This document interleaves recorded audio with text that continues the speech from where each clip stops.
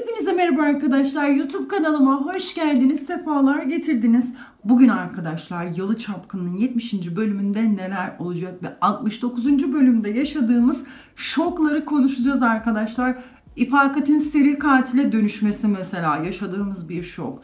Tayyar'ın tamam hasta ruhluydu ama bu kadar çok sapık çıkması ve midem bulandırması yaşadığımız bir diğer şok arkadaşlar. Bir diğer şok Gülgün Reis'in, bakın Gülgün Reis diyorum. Neden? Çünkü gerçekten Gülgün'den beklediğimiz doğru hareketi sonunda buldu. Aklını başına devşirdi ve gitti Halis'le konuştu vesaire vesaire.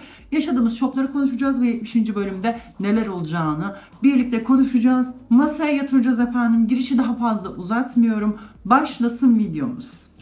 Evet canlarım ballarım. Yalı Çapkını 70. bölümde neler olacak? Hepsini konuşacağız arkadaşlar. Ancak ve ancak videoma girmeden önce size bir şey hatırlatmak istiyorum. Canlarım biliyorsunuz ki bir magazin videosu yayınladım. Bir önceki video, bundan bir önceki videom uzun süredir yapmak istediğim, çok ama çok istediğim bir şeydi ama Instagram'dan mı yapsam, YouTube'dan mı yapsam çok kararsızdım ve YouTube'u çok seviyorum ve buradan yapmaya karar verdim. Çünkü YouTube'a video içerik üretmeyi çok seviyorum. Magazin videomda da zaten söyledim. 2019'dan beri ben zaten buraya içerik üretiyorum. Bu kanal, bir diğer kanalımda içerik üretiyordum. Şu anda bu kanalı yeni açtım. Yani yeni dedim, yaklaşık yine bir buçuk sene oluyor değil mi? Bir sene oluyor yani, çok rahat. Sizlerle daha iyi iletişim kurabilmek için, çünkü orada yüzümü göstermiyordum. Göstermediğim videolar çekiyordum güzel ve cilt bakım üzerine. Burada biraz daha sizinle tanışmak için bu kanalı açtım ve şu an buradan devam ediyorum. Dediğim gibi magazin uzun süredir istiyordum ve buradan yapmaya karar verdim. Burayı çok sevdiğim için canlarım. Şu kartları bırakıyorum. O videoma da bakabilirsiniz.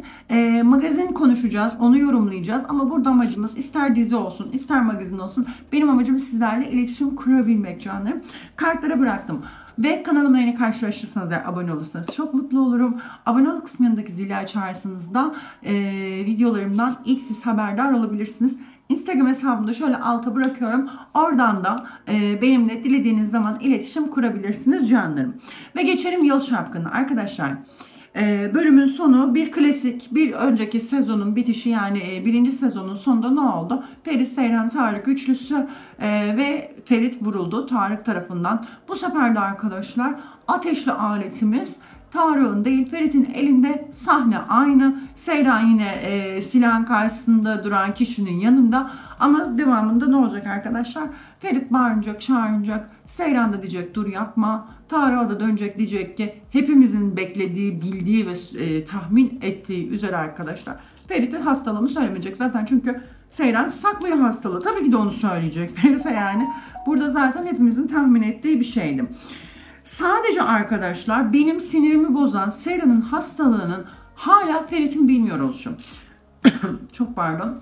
Aldığım duyuma göre arkadaşlar Ferit 70. bölümde bu hastalığı öğrenecek. En fazla 71, kalacağını dahi zannetmiyorum ama kalabilir yani sonuç olarak. Malum senaristler bizi şey yapmak için, böyle delirtmek için icat çıkarmak üzere planlanmış, programlanmış bir yani arkadaşlar. Lakin aldığım duyumlar 70. bölümde Ferit'in hastalığı öğrenci. Zaten şöyle bir ipucu var aslında arkadaşlar. Ferit Latife ne söylemişti? Seyran'ın bir doktoruyla konuş bakalım ne diyor dedi. Hani bir kurcala dedi oraları yani. Ve Latif araştıracak ve öğrenecektir. Yani bunu öğrenmek bu kadar da zor bir şey değil. Hele ki öyle güçlü bir aileye göre. Yani biz dahi kolaylıkla öğrenebiliriz bir şekilde yani arkadaşlar. O yüzden böyle şeyler benim çok sinirimi bozuyor yani.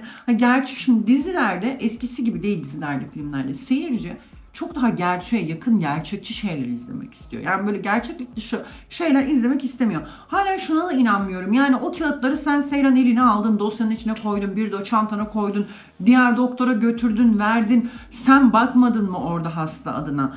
Diğer kadın bakmadı mı, o doktor, adam bakmadı mı? Ya bu insanlar bu dosyaya bakmıyor mu? Yani ben anlamıyorum ya. Şunu sen kendi kan tahlili raporuna olarak eline alınca insan bir bakar ya. Ya şöyle bir şey var. Hasta adı yerine bakmasa bile buraya bak. Şuraya bakarken, bu sayfaya bakarken insan bu sayfayı da görür yani. Görür yani. Çok saçma geliyor. Sanki yani ansiklopedi değil ki bu, ilk sayfasında yazsın bir tık. Seyran Korman için ansiklopedi yazılıyor. Her neyse, bilmiyorum gerçeklik için. Ha bu arada arkadaşlar, bu olayın üzerine yatılırsa ve Seyran gerçekten hasta olarak gösterilirse, Bu tamamen benim gözümde izleyiciyle dalga geçmek olur. Umarım böyle bir şey yapmazlar. Yani bu tamamen izleyiciyle dalga geçmek olur. Başka hiçbir şey olmaz. Oraya sen yazmışsın, o ismi koymuşsun. Yani ve bunu bütün bu diziyi izleyen herkes onu görmüş. Hepimiz burada gördük, konuştuk. Sahneye böyle bildiğin durdurdum, yakınlaştırdım, baktım. Yani orada direkt dümdüz Pelin'in adı yazıyor. Pelin Yılmaz yazıyor yani. O yüzden böyle bir hata olmaz. Bu gerçekten bir hataysa dahi o yöne evrilmesi lazım senaryonun. Yani onu Pelin yapmış çıkması lazım. Yani Seyran'ın bu hastalıktan tedavi görerek kurtulmak yerine başka bir şey. Sen yine Seyran'a tedavi göstereceksin. İlla bize bu kahrı çektireceksen başka bir hastalık icat et yani. O hastalık değil, o hastalık olsun. Hem Pelin plan yapmış olsun hem de Seyran farklı bir rahatsızlığa çıkmış olsun. Hani yine yap ama kesinlikle oradan bir Pelin kolunu çıkarmaları lazım. Ya bence öyle olacak. Zaten Pelin'i komple söylemiştik, konuşmuştuk. Sezon sonuna kadar hani dizide fazla görmeyeceğiz. Sonunda da çıkacak diye haberleri de çıktı zaten. Hani son bir vurgun gibi olur. İşte ne bileyim Seyran'ın Pelin'in Seyran'ın yaptığı son bir kötülük olarak gösterilip diziden öyle çıkabilir yani mesela. O şekilde yapabilirim. Şimdi gelelim Gülgün Sultanımıza arkadaşlar. Ay Mezide'nin o suratı neydi öyle? Arkadaşlar kadın zaten yürüyen gibi, kabus gibi yani Samara gibi geziyor ortalıkta kadın. Yani Freddy'nin kabusu gibi geziyor kadın ortalıkta. Bir de üzerine o paniğiyle bilmiyorum. Çok ürkütücü geldi Halis'in girişi. Adamların hepsini böyle bir etkisiz hale getirişi falan. Çok mutlu oldum orada. Gülgün gerçekten çok iyi gol attı. Sonunda Gülgün aklını başına getirdi dedim. Yani izlerken sadece bunu dedim. Gülgün'e de yakışan oydu arkadaşlar. Gülgün benim için Gülgün Reis arkadaşlar. Yani benim için Gülgün Reis, o kadar çok seviyorum Gülgün'ü. O sebepten dolayı hiç yakıştıramamıştım. Dizide bir esme kaldı iyi diyordum. Ama gerçekten Gülgün tam olarak çok doğru bir hareket yaptı. Mezide'nin belki daha makul bir şey isteseydi yine bir hataya düşebilirdi. Ama bu sefer büyükbaşı istedi Mezide. O sebepten dolayı gümledi arkadaşlar. İpakete gelecek olursak arkadaşlar küpem düştü. Birinin nazarı. Bu bölümü arkadaşlar kedim sahneye girdiği için ve şöyle bir şeyleri devirdiği için tam ifakate geldiğimde benim bu bölümü ifakat bölümünü ikinciye çekiyorum arkadaşlar. Küpe düşmüştü. Ve ifakati tekrar çekiyorum ve tekrar aynı küpe tekrar düştü. Yine ifakatin olduğu yerde. Ben böyle şeylere inanırım. İfakat'in ya da ifakat karakterli birinin mi nazarı değdi diye düşünmedim değil. İfakat yaptı yapacağını arkadaşlar. Kadın seri katile döndü. Yani İfakat tövbe yarabbim şu kadar nal kadar çivinin de o duvarda o kadar dışarıda ne işin var? Bir tablo asılmış yok desem şu bayağı çakılır ve ufak bir bölüm bırakılır. Çünkü onların zaten tablonun bu kadardır yani. Şu kadar kocaman çivi orada duvarda o şekilde bırakılması bilmiyorum, bana saçma geliyor yani. Her neyse dizilerde zaten çivinin batmasıyla ölmesi olayını bir insanın daha önce de farklı dizilerde görmüştük. Burada da İfakat'te gördük. İfakat seri katile dönmezse iyidir yani. Falcı'dan sonra Gülgün'e de saldırırsa düşünemiyorum artık İfakat'ı. Şimdi İfakat arkadaşlar zaten oradan direkt çekmiş gitmiş, kadın evde ölü bulunmuş. Hani haberleri de çıkmıştı. Haktuçu var ya, helal olsun. Haktuçu oradan direkt çözdü şifreyi. Her neyse İfakat arkadaşlar kalkacak, gidecek Şehmuz'dan yardım isteyecek. Ama Şehmuz İfakat'i hiç ama hiç sallamayacak ki zaten sallamayacağını İfakat'in hamilelik haberi vermek için Şehmuz'un yanına gittiğinde de ne yaptık gördük. Yani sen o kadar zeki kadın, o kadar plan yap, program yap. Bir duygusal boşluk seni ne hale getirsin. Gerçekten bazen duygularımıza çok kaptırabiliyoruz biz kadınlar kendimizi. Biz duygusal varlıklarız. Yani mekanik varlıklar değiliz. Biz robot değiliz. Ne kadar zeki olursak olalım çok zekiyiz, çok akıllıyız, çok çalışkanız, çok başarılıyız. Ama maalesef söz konusu duygularımız olduğu zaman bizim de yumuşak karnımız o sanırım. İfakat'in yumuşak karnı anne olmaktı. Ve bir duyguydu. Duygunun peşindeydi. Ve çok ama çok yanlış adamdan bu annelik plan ve projesini yerine getirmeye kalktı ve sonunda arkadaşlar Şehmus hiç sallamayacak. İpakat yine kendi aklıyla fikriyle bu olayın üzerine örtecek ama ne zamana kadar? Bir zamana kadar. İpakat'in bu olaylarının hepsi çıkacak ama yani bu biraz daha vardır yani arkadaşlar. Bu ya bir İpakat hapse sokmazlar. İpakat önemli bir karakter çünkü.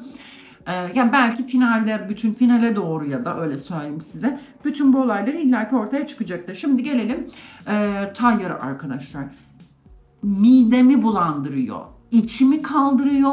Gerçekten sahnesi çıktığı zaman yani hani geçebilecek olsam geçerim. O kadar ki midemi bulandırıyor. O Mizide hani hastayken onu kurtarıyor ya. Tayyar. O bacağına dokunuşundan zaten ne kadar psikopat bir sapık olduğu belliydi.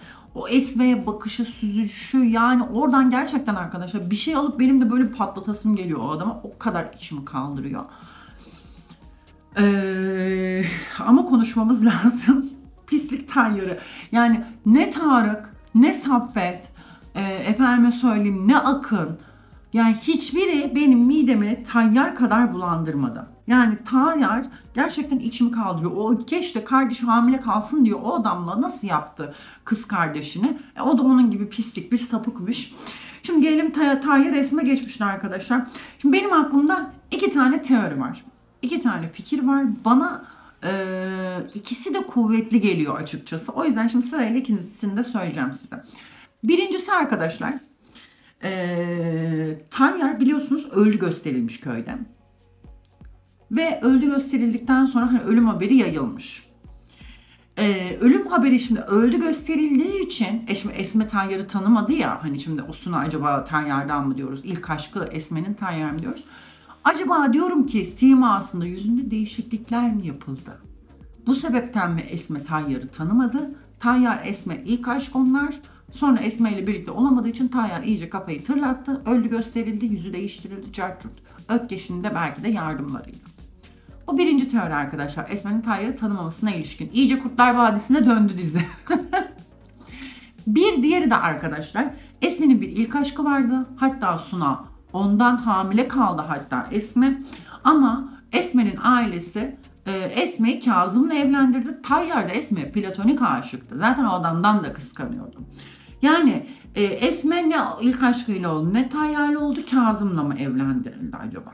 Şimdi yani bana hani bunlar böyle mantıklı geliyor. İkisi de bir yerde olabilir gibime geliyor. Çünkü Esme Tayyar'ı tanımadı. Yani burada bir adam ciddi bir değişiklik olmuş.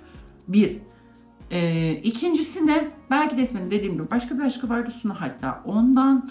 Ama Tayyar da Esme'ye zaten aşıktı. Genç zamandan Hattuç'un nasıl 40 tane isteyeni varmış, maşallahı varmış Hattuç halamızın. Esme'nin de bir şekilde Esme çok güzel bir kadın yani. Bu arada Hattuç da gerçekten Hatice Halı da o kadını da ben çok beğeniyorum yani. Hele ki yaşına göre yüzü falan böyle saçma sapan bir şey yok, estetiği falan hani dozunda kırışıklıkları var yaşına göre falan, harika bir kadın. Yani böyle şey geliyor. İkisi de bana mantıklı geliyor arkadaşlar. Ama o ya da bugünün sonunda Tayyar Esme psikopatça, sapıkça, iğrenç bir şekilde aşık olduğunu göreceğiz. Bakıyorum arkadaşlar, anlatacağım, atladığım bir şey var mı? Yok, anlatacaklarım bu kadar canlarım, ballarım. Sizleri çok seviyorum. Bir sonraki videoda görüşmek dileğiyle diyorum arkadaşlar. Atladığım bir şey varsa eğer ya da sizin aldığınız bir duyum varsa eğer ben de sizlerden bilgilenmek istiyorum. Yorumlara yazın lütfen. Abone olmayı, videoyu beğenmeyi unutmayın. Kocaman öpüyorum. Sizleri de çok seviyorum. Bir sonraki videoda görüşmek dileğiyle. Hoşça kalın.